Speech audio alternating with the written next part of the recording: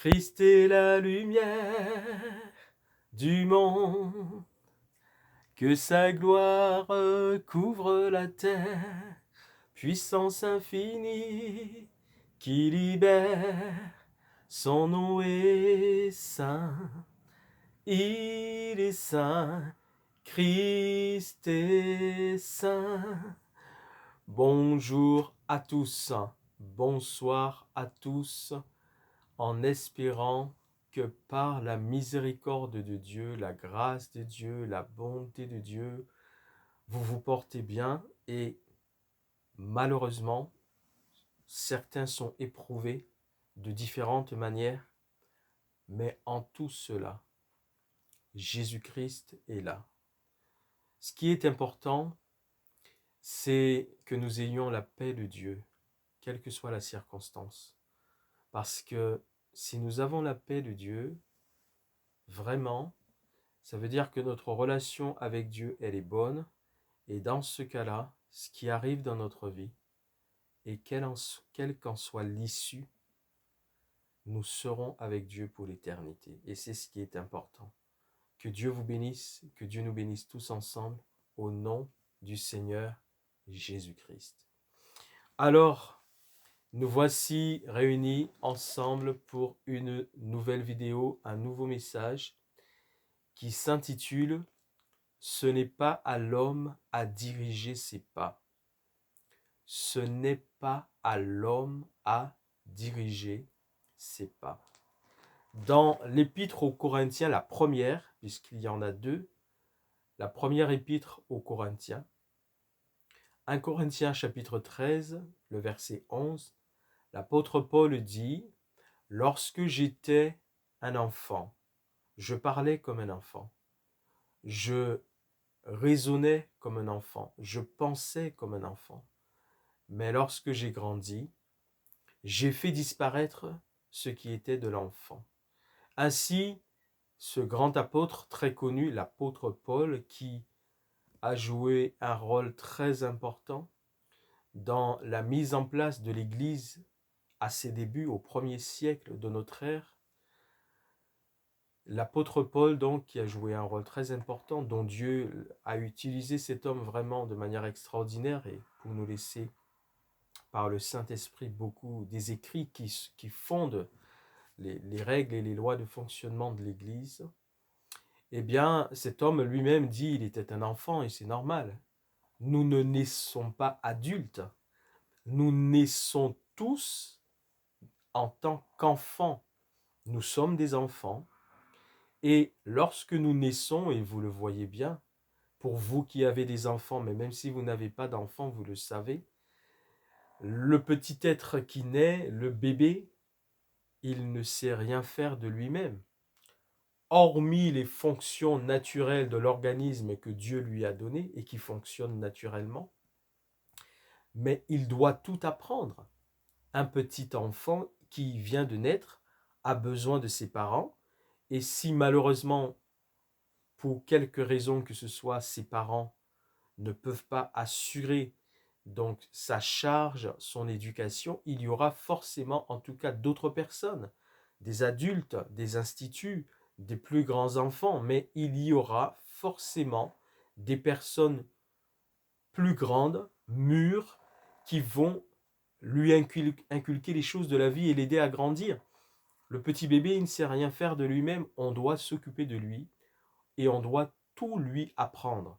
Il va apprendre à manger comme il faut, il doit apprendre à marcher, il apprendra à courir, il apprendra à parler, il apprendra à faire plein de choses. Mais il est dépendant des autres, il a besoin des autres. Et le souci de l'homme, c'est que l'homme pense pour beaucoup, pour certains, qu'il n'a pas besoin de celui qui l'a créé. Et c'est ce qui crée la souffrance et le malheur dans beaucoup de vies. Certains l'ignorent, certains le savent mais n'en veulent pas. D'autres le savent mais ne font pas ce qu'il faut. Et beaucoup de personnes sont insatisfaites de leur vie. Alors il y a quand même des personnes qui sont satisfaites de leur vie, tant mieux pour elles. Celles qui sont satisfaites de leur vie, tant mieux pour elles.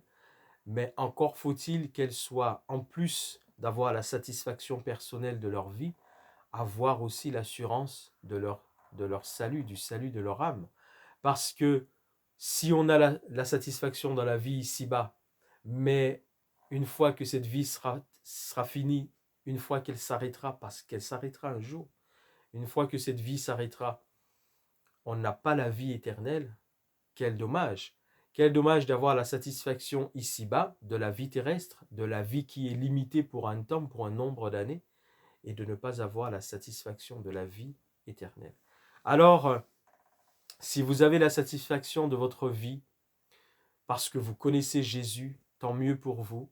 Mais si vous avez la satisfaction de votre vie, alors que vous ne connaissez pas le Seigneur Jésus-Christ, il faut surtout vous assurer que après la vie terrestre, vous aurez aussi la satisfaction de la vie éternelle. Car Dieu nous enseigne qu'il n'y a que deux chemins, la vie éternelle ou la perdition éternelle. Si vous ne connaissez pas Jésus-Christ et que vous avez la satisfaction de votre vie ici-bas, c'est très bien, tant mieux pour vous, et c'est bien. Mais il faut surtout que vous ayez la satisfaction de la vie d'après, de la vie éternelle. Et pour cela, vous devez avoir Jésus-Christ dans votre vie comme votre Sauveur et votre Seigneur personnel. Si c'est votre cas, si c'est votre cas actuellement, je vous invite simplement à prier avec moi, très simplement. Seigneur Jésus-Christ, j'entends cette parole qui me parle en plus de ma vie ici-bas, qui m'apporte la satisfaction d'une autre vie, une vie qui est éternelle. Et j'entends ce message qui me dit, il faut surtout que je m'assure également d'avoir la satisfaction de cette vie éternelle. Alors si c'est vrai, je veux te recevoir vraiment comme mon Sauveur et mon Seigneur. Je t'accepte dans ma vie comme mon Sauveur et mon Seigneur Jésus-Christ. Fais ton œuvre en moi. Apprends-moi ce qui est de toi. Apprends-moi à comprendre ce que tu déclares dans la Bible qui est ta parole. Éclaire-moi par ton esprit. Mets sur mon chemin les bonnes personnes, celles que tu utiliseras afin qu'elles me montrent qui tu es et le chemin que tu es pour la vie éternelle. Je te remercie, Jésus-Christ. Merci. J'ai fait cette prière simplement. J'ai répété cela simplement. Si tout cela est vrai, maintenant, révèle-toi à moi. Merci, Jésus-Christ. Si vous avez fait cette prière dans la simplicité, c'est vrai.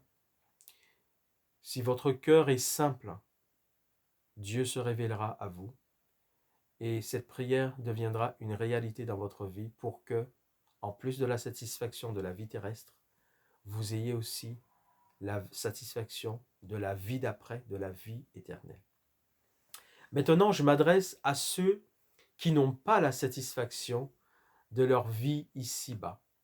Alors, il y a certains, c'est simplement parce qu'ils ne savent pas se contenter de ce qu'ils ont. Ils ont ce qui est utile pour vivre normalement, mais ils ne savent pas s'en contenter. Ils veulent toujours plus.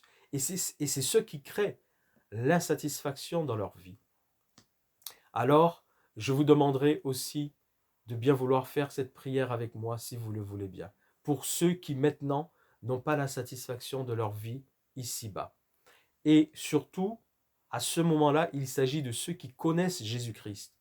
Parce que j'ai demandé à ceux qui ne connaissent pas Jésus, qui sont satisfaits de leur vie sans connaître Jésus, de prier avec moi. Maintenant, je demande à ceux qui connaissent Jésus-Christ, mais qui n'ont pas la satisfaction de leur vie ici-bas, de prier aussi avec moi, si vous voulez bien. Seigneur Jésus-Christ, c'est vrai que je te connais, mais je ne suis pas satisfait de ma vie ici-bas. Ta parole déclare: chercher premièrement le royaume et la justice de Dieu, et toutes choses vous seront données par-dessus tout. Alors, Seigneur Jésus-Christ, il est vrai que je te connais, mais je ne suis pas satisfait de ma vie. Je te prie de m'aider à chercher premièrement les choses de ton royaume et de m'aider à apprécier tout ce que j'ai.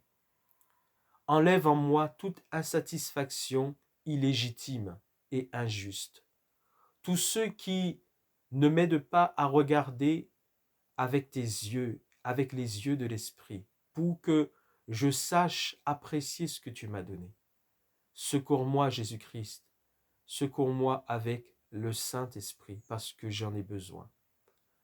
Mais aussi ta parole déclare que je n'ai pas à m'inquiéter pour mes besoins, mais que je dois te les porter avec des prières, des supplications, avec des actions de grâce, et ta paix divine qui surpasse toute intelligence gardera mes pensées et mon cœur en toi, Jésus-Christ. Je veux aussi que tu m'apprennes à porter à tes pieds tous mes besoins avec persévérance et en te remerciant pour que mon cœur demeure dans ta paix et que je m'attende, Seigneur, à ce que tu répondes favorablement à mes besoins. Je te remercie, Jésus-Christ, et je te rends toute la gloire. Maintenant, je prie pour vous. Vous n'avez pas besoin de répéter. Christ Jésus, Dieu d'amour, tu vois effectivement tous ceux qui te connaissent et qui ne sont pourtant pas satisfaits de leur vie. Je te prie, toi, un Dieu de miséricorde, de grâce, de compassion, de te révéler à leur cœur autrement que ce qu'ils savent de toi jusqu'à maintenant, et de leur montrer que le vrai bonheur est en toi, la vraie paix est en toi, et que ce qu'ils n'ont pas réussi à vivre jusqu'à maintenant, ils puissent le vivre par la plénitude du Saint-Esprit. Donne-leur cette plénitude, Christ Jésus. Esprit Saint, donne-leur ta plénitude, qu'ils sachent être heureux en tout temps, comme l'apôtre Paul disait, qu'il sait être heureux justement dans l'abondance ou lorsqu'il lui manque tout. Il savait être heureux en tout temps, quand il avait toutes choses ou quand il lui manquait plein de choses. Il gardait sa paix, sa joie en toi, Jésus-Christ. Donne-leur de garder ta paix et ta joie en toutes circonstances, Seigneur Jésus-Christ. Ta parole dit, soyez toujours joyeux. Je le répète, soyez toujours joyeux en Jésus-Christ. Donne-leur cette joie permanente, cette joie qui ne les abandonnera jamais. Je les bénis tous en ton nom, Jésus-Christ, et je te rends toute la gloire. Merci, Seigneur Jésus-Christ. Voilà. Alors, maintenant, il y a aussi d'autres raisons de l'insatisfaction de notre vie ici-bas, même lorsque nous connaissons le Seigneur Jésus-Christ. L'insatisfaction, elle peut aussi venir du fait que, quand bien même nous connaissons le Seigneur Jésus-Christ, nous ne le laissons pas conduire et diriger nos pas sur cette terre.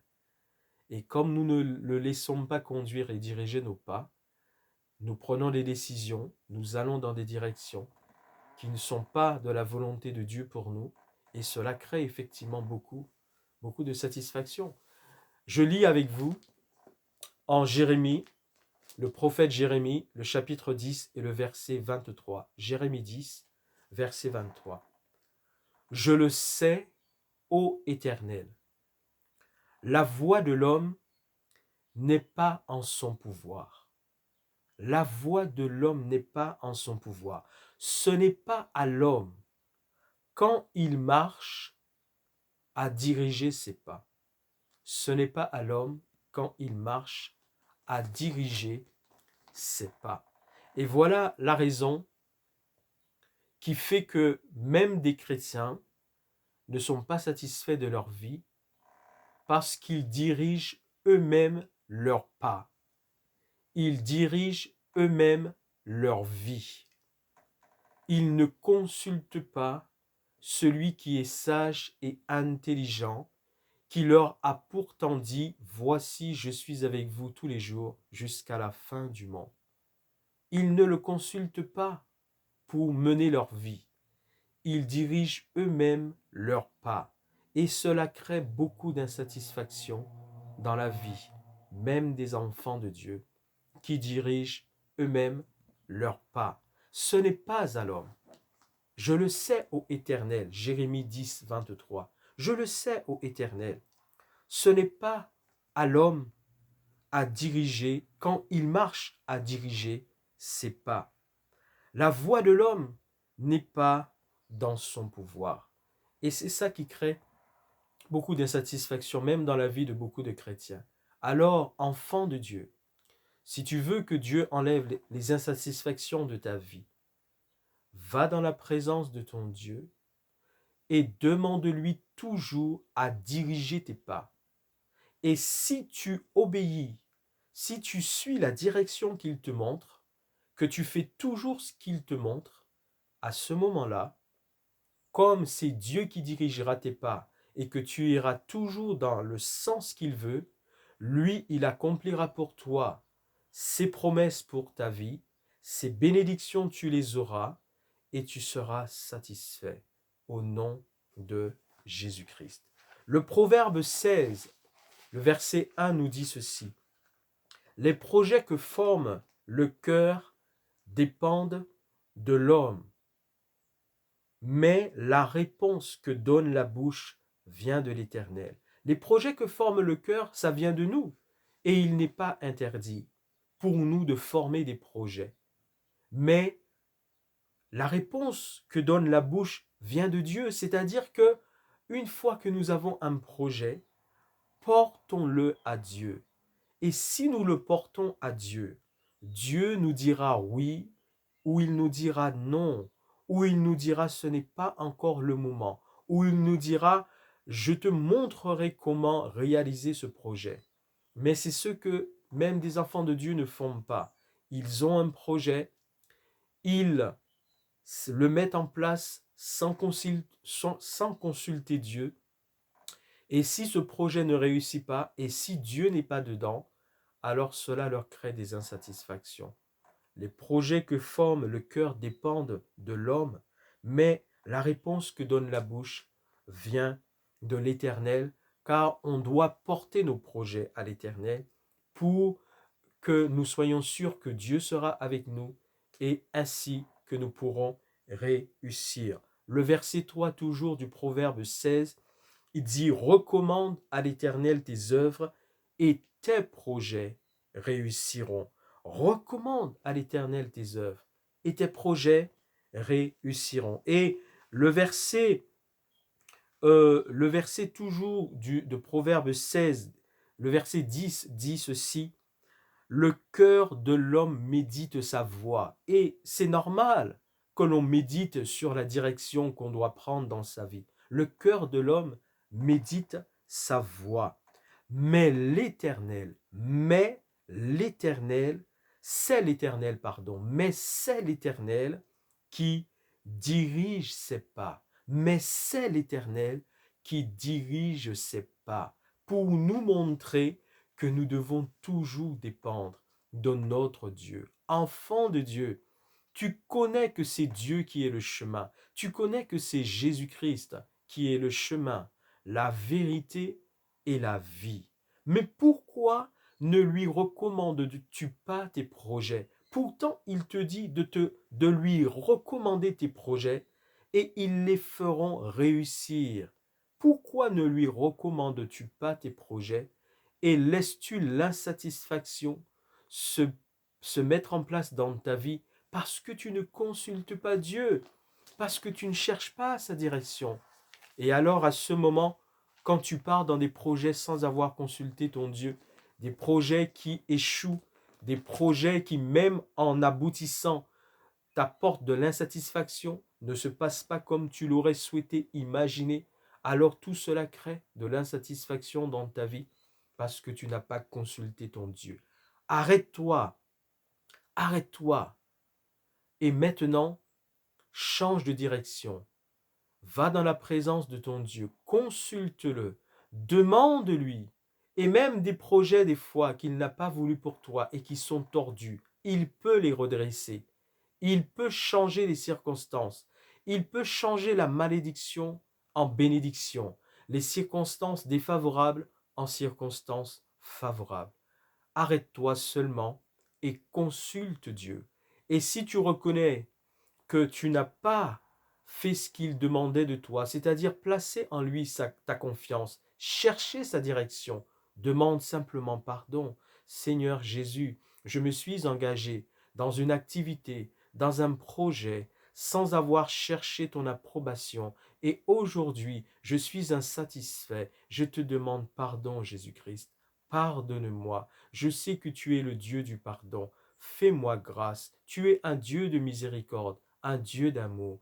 Je m'attends à ton amour. Pardonne-moi, Jésus. Et s'il te plaît, viens, révèle-toi à moi. Montre-moi les choses. S'il faut que je quitte ce projet, je le quitterai en ton nom. Mais s'il faut que dans ton amour, tu puisses transformer les circonstances pour moi, alors transforme-les. Je te demande pardon. Et désormais, j'apprendrai à toujours te consulter, à toujours chercher ta direction, à toujours chercher ta voie.